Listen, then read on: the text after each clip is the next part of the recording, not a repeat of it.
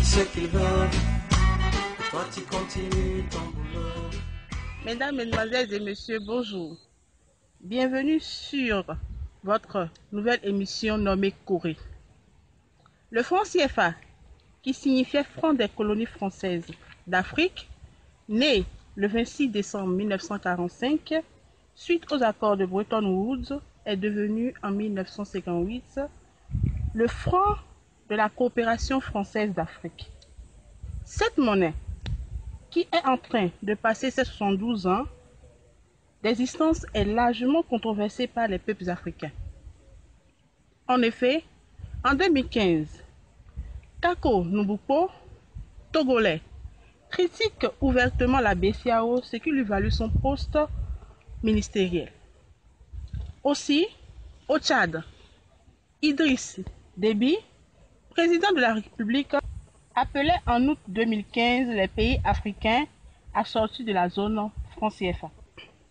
Mais la goutte d'eau qui fera déborder le vase est la sortie de notre confrère Kémy Séba à Dakar, qui pour manifester son ras-le-bol brûle un billet de 5 000.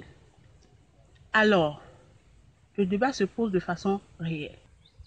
Mesdames, Mesdemoiselles et Messieurs, l'objectif de ce plateau est de débattre sur la faible force du franc CFA.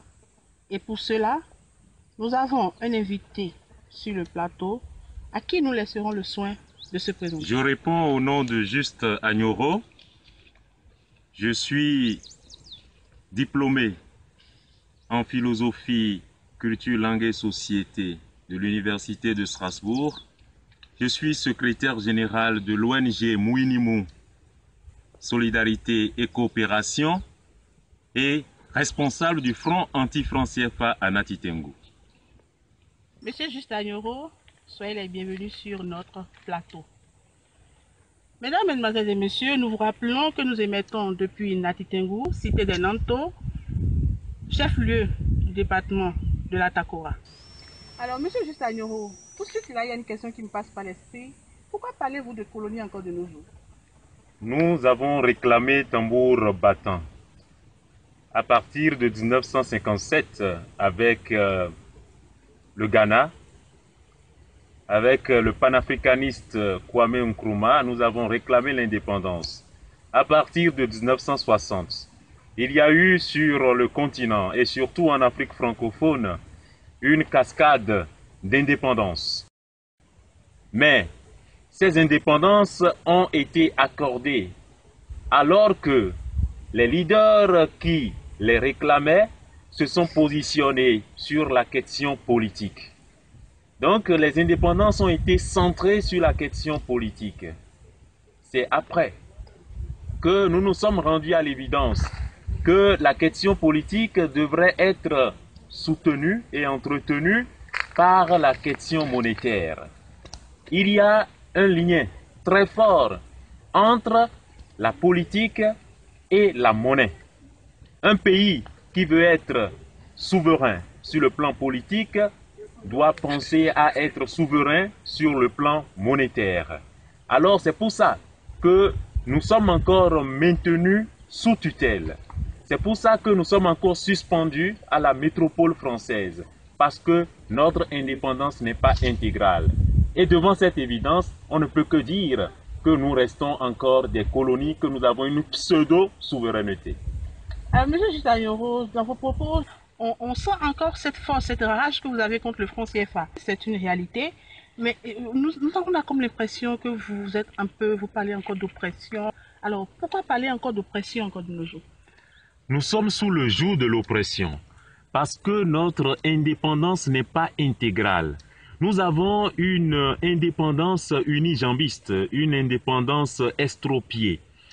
Nous savons que nous avons besoin de cet élément essentiel de notre souveraineté qu'est la monnaie. Aujourd'hui, notre monnaie est battue à 6000 km de nous. Notre monnaie est battue dans 2 villages, Pessac, près de Bordeaux, et à Chamalières, près de Clermont-Ferrand.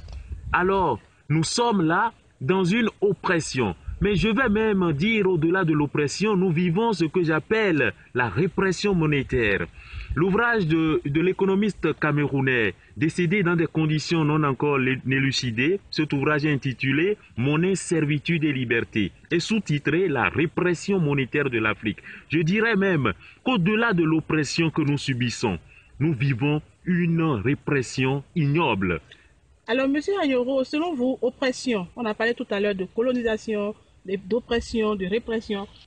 Pensez-vous que oppression est égale à colonisation? Lorsque nous sommes opprimés, cela veut dire que nous avons notre liberté qui est piétinée. Cela veut dire qu'on nous a confisqué notre liberté. Et c'est la situation du colonisé. Le colonisé n'arrive pas à trouver des raisons d'exister. Le colonisé n'arrive pas à trouver des raisons de s'affirmer. Et en Afrique francophone, nous remarquons bien ce qui se passe. Nous n'avons que des dirigeants dirigés. Nous n'avons que des responsables irresponsables qui sont toujours suspendus au crochet de la métropole française. Dans ces conditions, nous les peuples, nous sommes aussi assujettis aux manœuvres de la France. Nous sommes soumis aux caprices et aux fantaisies de la France. Dans un tel cas, je puis dire qu'il y a une équation évidente entre l'oppression et la colonisation. Nous demeurons toujours des peuples colonisés. Mais pourquoi parlez-vous de colonie, de colonisation aujourd'hui, s'il y a déjà près de 60 ans que nous sommes indépendants? Et en nous comparant aux pays anglophones, nous remarquons que la France continue d'exercer sur les pays francophones un paternalisme totalement incompréhensible. Ce qui veut dire que nous n'avons pas acquis notre indépendance de façon totale. Depuis 57 ans, où nous avons dit oui, nous sommes indépendants, nous n'avons que l'indépendance nominale.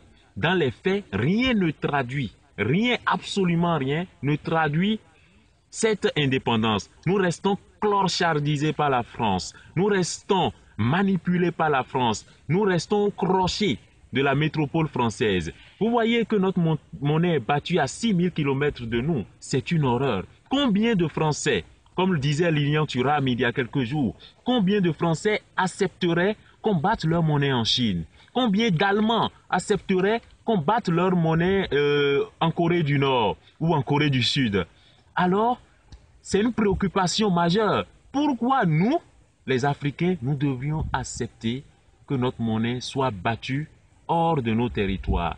Alors, Monsieur Justin Ayoro, avec toutes ces informations que vous détenez, que vaut le franc CFA de nos jours? Que dalle! Que dalle! Le franc CFA a une valeur. J'attribue une valeur au franc CFA, la nullité. 0, c'est une valeur. Parce que nous remarquons que le franc CFA, le franc des colonies françaises d'Afrique, on continue d'appeler notre monnaie franc des colonies françaises d'Afrique. Alors qu'en Haïti, quand ils ont chassé les colons des plantations, ont battu monnaie, on appelle leur monnaie gourde. Mais nous parlons encore du franc des colonies françaises d'Afrique. Et cette monnaie, qu'est-ce que je dis? Ce papier asphyxie nos économies. Ce papier étrangle nos économies. Bon, le franc CFA, on peut l'utiliser pour jouer au Monopoly, on peut l'utiliser pour faire de la déco, on peut l'utiliser pour se torcher aux toilettes.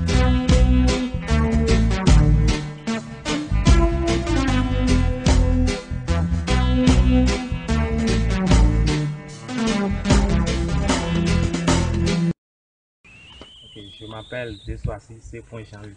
Je suis élève au CE de Nati Tengu, en classe de terminale P. J'aimerais vous poser deux petites questions. Monsieur Juste Ayoro, pensez-vous que nous pouvons facilement récupérer notre monnaie de la main des Français? Si oui, quelles sont les précautions à prendre? Vous savez, il y a ce que j'appelle la guerre de la monnaie. Nous sommes en ce moment dans une situation de guerre concernant la monnaie. Et lorsque l'on va en guerre, on est dans une situation de lutte. Et la lutte doit se faire avec âpreté. La lutte doit se faire avec poigne. Ce qu'il y a lieu de faire en ce moment, c'est d'insister, de mettre en place des fronts, des associations pour exiger à la France de nous ramener nos réserves. Parce qu'on a des réserves là-bas. Et la France est une usurpatrice si elle garde ses réserves. Donc nous devrions insister, toujours insister pour que ces réserves reviennent. Mais l'autre démarche, c'est que nous devrions instaurer dans nos pays des patriotes. Nous devrions installer dans nos pays des patriotes. Parce que la question est économique, mais la riposte est politique. Aujourd'hui, nous qui luttons pour que le franc CFA soit répudié, nous devrions être dans des instances de décision. Nous devrions déjà venir parler à l'Assemblée nationale et après trouver les moyens de contraindre les dirigeants à battre monnaie. Merci, monsieur Juste Ayoro. Je suis satisfait de vos réponses. Je réponds au nom de Saïd Joseph. Je suis un élève en classe de terminale B au CG de notre Congo. Et quelle est la stratégie à adopter pour repulser le franc CFA? Pour répudier le franc CFA, il faut déjà conscientiser.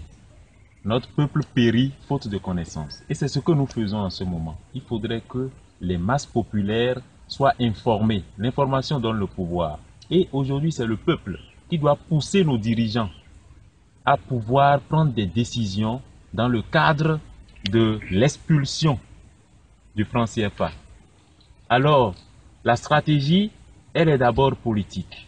Après, les économistes vont donner leur avis pour voir comment nous pourrions nous industrialiser, comment nous pourrions produire pour encourager la consommation locale. Je suis satisfait de vos réponses. Merci. Je m'appelle Théo Félix, élève en terminale A2 au CG2 de Natengo. Monsieur Ayoro, ma question est celle-ci. Est-ce que les dictateurs pourront permettre que cette lutte puisse être une réussite?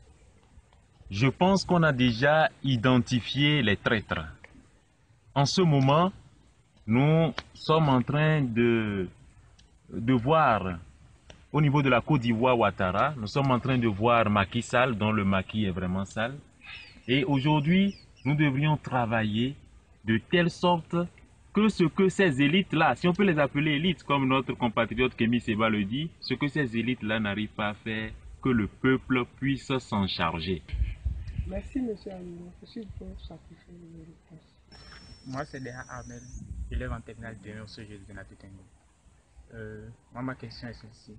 En cas de suppression du franc CFA et de remplacement, quelles seraient les alternatives à... Au cours d'une conférence à l'école normale supérieure de Natitengu, il y avait un économiste du nom d'In Tassou qui a dit qu'en 3 jours, on peut battre monnaie dans un pays. En 3 jours, tout est question de volonté politique. Et après, c'est un instrument d'échange. Donc, c'est à vous de décider la façon dont vous allez établir cette monnaie. Mais en ce moment, il y a une monnaie qui est en train d'être mise en place, qu'on appelle Kori. Donc, on disait que nous faisions des échanges avec le Kori. Donc, ça représente un peu ce que nous faisions. Mais attention, il y a un autre débat. La monnaie, sous forme de métal, existait au temps des pharaons. Et il y a un égyptologue du nom de Jean-Philippe Omotoundé qui a même écrit la monnaie au temps des pharaons. Et les pharaons étaient noirs comme vous et moi. Alors c'est un autre débat. Mais pour le moment, c'est Kori qui est en vue pour remplacer le franc CFA. Merci, monsieur.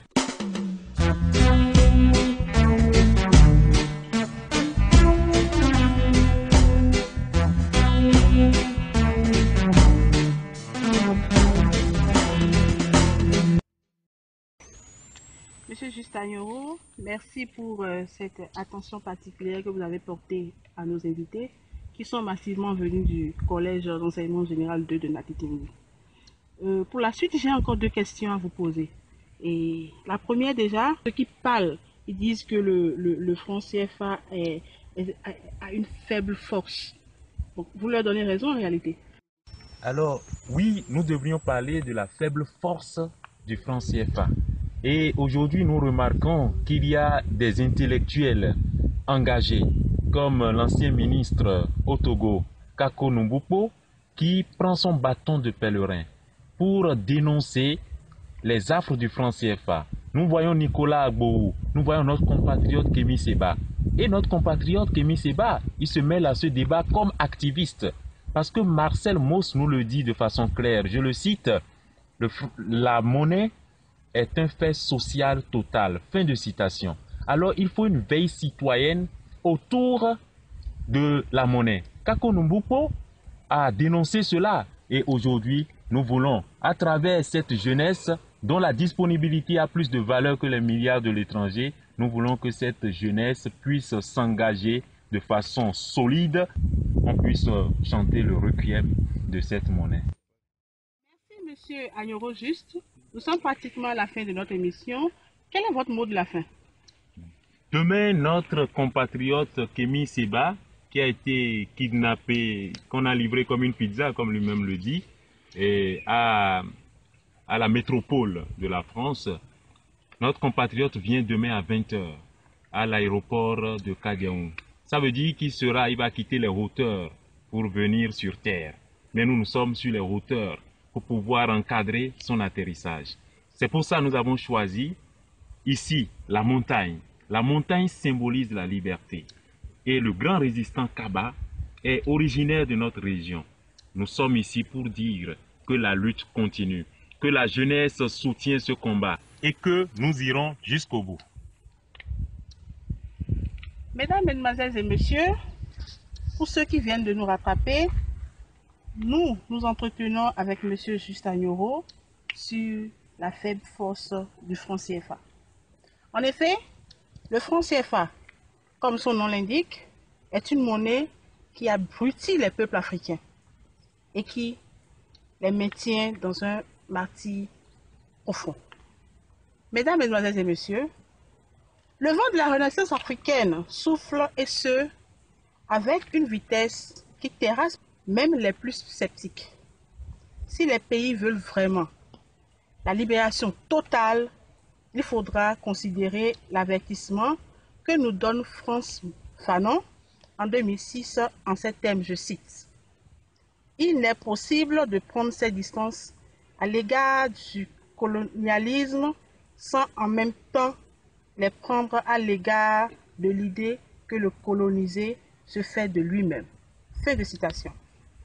Le franc CFA, on le reconnaît, tous n'a aucune force. Mesdames, Mesdemoiselles et Messieurs, nous sommes à la fin de notre émission Cori. Nous tenons à remercier les invités qui sont sur le plateau, spécialement les élèves du CG2 de Nati Tengou.